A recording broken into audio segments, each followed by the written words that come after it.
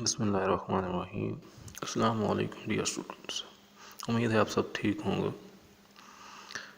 आज के इस लेक्चर में हम डिस्कस करेंगे कि कंपाउंड और मिक्सचर क्या होते हैं, इन दोनों में क्या फ़र्क है, इनकी कौन कौन सी इकसाम हैं और इनकी कुछ एग्ज़ाम्पल्स के बारे में आज हम सीखेंगे।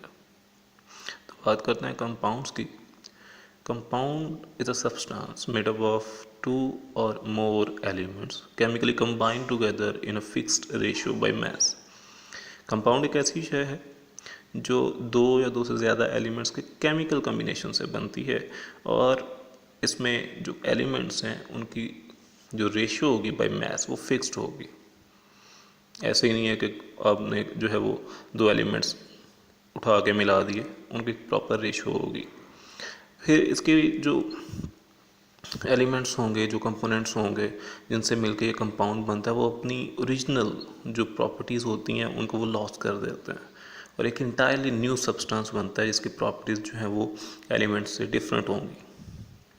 फिर एक और बात कि कंपाउंड जो हैं उनको हम तोड़ नहीं सकते सिंपल फिज़िकल मेथड्स के ज़रिए।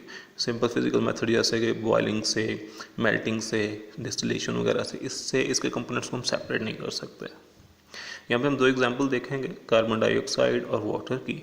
तो कार्बन डाइऑक्साइड में आप देख सकते हैं कि कार्बन का एक एटम, ऑक्सीजन के दो एटम आपस में मिलते हैं, कार्बन डाइऑक्साइड, यानी कि डाई मीन 2, ऑक्साइड में ऑक्सीजन, तो कार्बन मीन 1। तो कार्बन डाइऑक्साइड में कार्बन का एक एटम, ऑक्सीजन के दो एटम आपस में मिलते हैं, एक ये दो एटम्स के दरमियान रेशो हो गई। यहीं पे मास के दरमियान भी रेशो है कि कार्बन के 12 ग्राम और ऑक्सीजन के 32 ग्राम, या कार्बन के जो है वो 3 ग्राम और ऑक्सीजन के 8 ग्राम को हम मिलाएंगे तो फिर कार्बन डाइऑक्साइड बनेगी। अगर ये रेशियो हम सही नहीं रखते तो कार्बन डाइऑक्साइड नहीं बनेगी। और यही पॉइंट्स आपको एमसीक्यू में भी पूछे जा सकते हैं कि कार्बन डाइऑक्साइड में कार्बन और ऑक्सीजन के दरमियान बाय मास कौन सी रेशियो होती है। तो ऑप्शन में आपने 12:32 या 3:8 इसको आपने जो वो देखना है। इस तरीके से वाटर की अगर हम एग्जांपल देखें तो वाटर में दो हाइड्रोजन एटम और ऑक्सीजन एटम मिलकर आपस में वाटर मॉलिक्यूल बनाता है।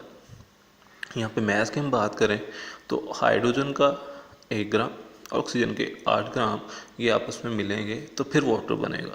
अगर हम इस रेशियो को फॉलो नहीं करते तो वाटर मॉलिक्यूल नहीं बनेगा। तो यहाँ पे ये वाटर मॉलिक्यूल के हवाले से भी आपको बाय मास फिक्स्ड रेशियो जो है वो आपने याद रखनी है एमसीक्यू के पॉइंट ऑफ व्यू से कि 1:8। ये आगे यहाँ पे आप देख सकते हैं कि बॉन्डिंग कैसे हो रही है वाटर मॉलिक्यूल बनने के लिए हाइड्रोजन और ऑक्सीजन के दरमियान जो है वो इस तरीके से कार्बन और ऑक्सीजन के दरमियान।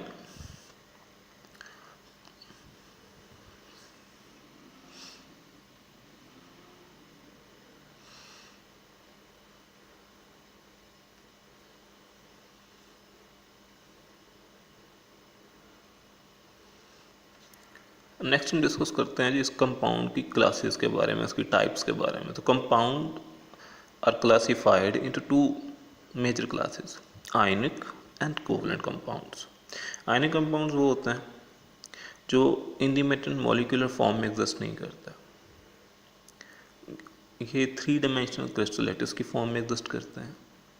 इसमें एक आयन जो है वो अपने ऑपोजिटली चार्ज्ड आयन से सराउंडेड होता है, घिरा हुआ होता है, यानी कि एक आयन को उसके मुखालिफ चार्ज वाले आयन्स ने घेरा हुआ होता है। और ये ऑपोजिटली चार्ज्ड आयन्स जो हैं वो एक दूसरे को अट्रैक्ट करते हैं very strongly, electrostatic force of attraction के ज़रिए। इसी वजह से इनका मेल्टिंग और बॉइलिंग पॉइंट भी हाई होता है। और आयनिक कंपाउंड जो होते हैं उनको हम जो रिप्रेजेंट करते हैं वो फार्मूला यूनिट से करते हैं, मॉलिक्यूल से रिप्रेजेंट नहीं करता।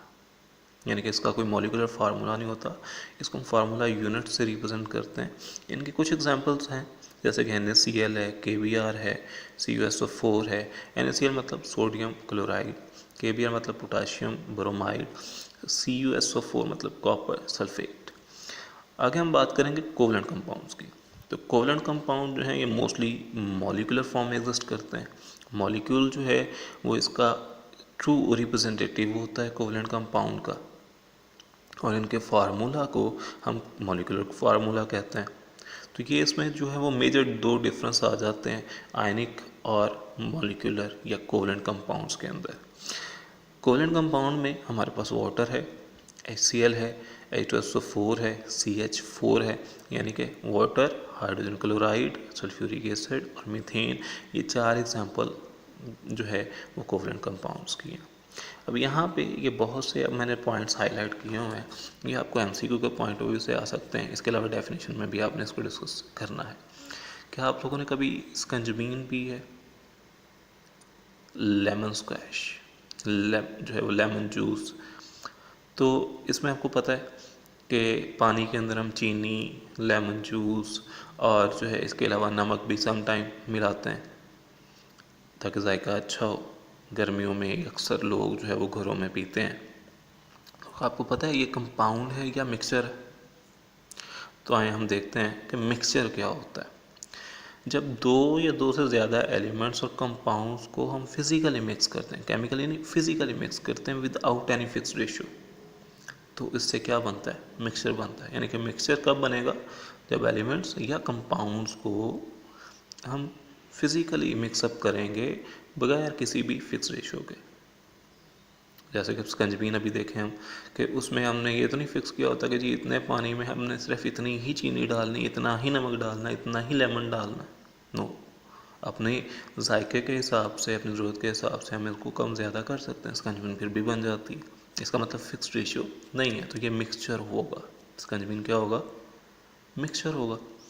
इस तरीके से इसमें फर्दर एक और हम बात बताएं तो मिक्सचर के अंदर जब हम कंपाउंड्स को मिक्सअप करते हैं तो वो अपनी प्रॉपर्टीज़ को रिटेन रखते हैं, वो अपनी प्रॉपर्टीज़ को ख़त्म नहीं कर देते। ठीक है, जैसा कंपाउंड में हमने देखा था कि उसके कंपोनेंट अपनी प्रॉपर्टीज़ को लॉस कर देते हैं, ख़त्म हो जाती है उसकी प्रॉपर्टी, एक इंटायरली न्यू प्रॉपर्टीज़ वाली सब्सटेंस बनती है। लेकिन मिक्सचर में ऐसा नहीं होता।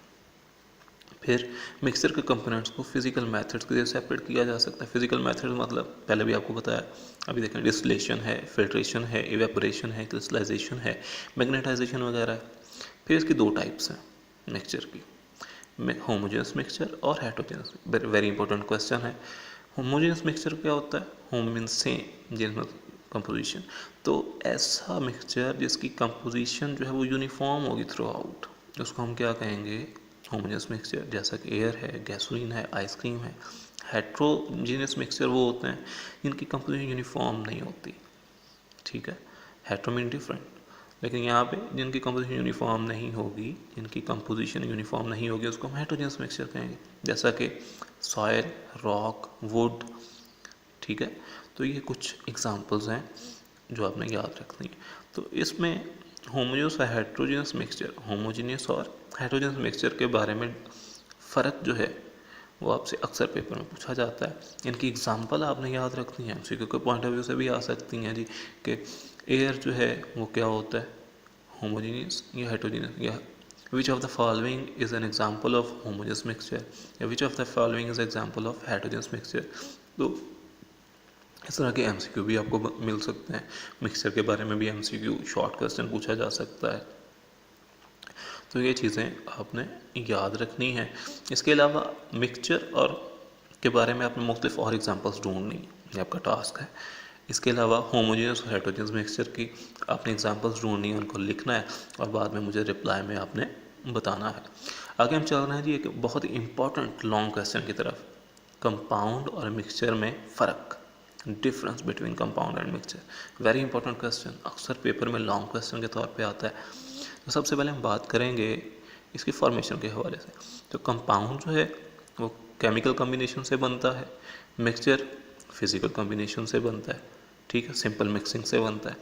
आइडेंटिटी ऑफ कंपोनेंट्स की बात करें तो जो कंपाउंड के कंस्टिट्यूएंट्स हैं, जो कंपाउंड के कंपोनेंट्स होते हैं वो अपनी आइडेंटिटी को लॉस कर देते हैं। ठीक है, जबकि मिक्सचर के कंपोनेंट अपनी आइडेंटिटी को लॉस नहीं करते। इस तरीके से कंपोजिशन की बात करें तो कंपाउंड की कंपोजिशन हमेशा क्या होगी? फिक्स्ड होगी बाय मास, लेकिन मिक्सचर के लिए ये ज़रूरी नहीं है।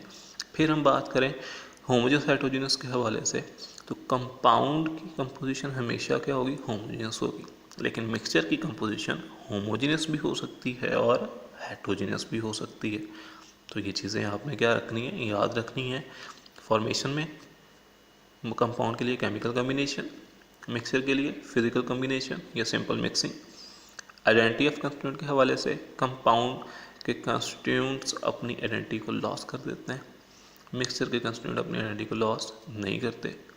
फर्दर हम बात करेंगे सेपरेशन ऑफ कंपोनेंट्स की। तो कंपाउंड के कंपोनेंट्स को हम फिजिकल मीन्स से सेपरेट नहीं कर सकते, can not be separated by physical means. जबकि मिक्सचर के कंपोनेंट्स को हम फिजिकल मेथड के ज़रिए सेपरेट कर सकते हैं। यानी कि हमारे पास जो है वो मीठा पानी है, तो अगर आप उसको बॉयल करेंगे तो पानी उड़ जाएगा, पीछे नमक या चीनी जो भी उसमें मिक्स किया है वो रह जाएगा। तो हम उसको सेपरेट कर सकते हैं, डिस्टिलेशन के अमल से सेपरेट कर सकते हैं। चीनी का जो है वो रेत और लोहे चून का जो है वो बरादा हमारे पास मिक्सचर मौजूद है, तो मैग्नेटाइजेशन के अमल के ज़रिए हम उसको सेपरेट कर सकते हैं। Chemical formula,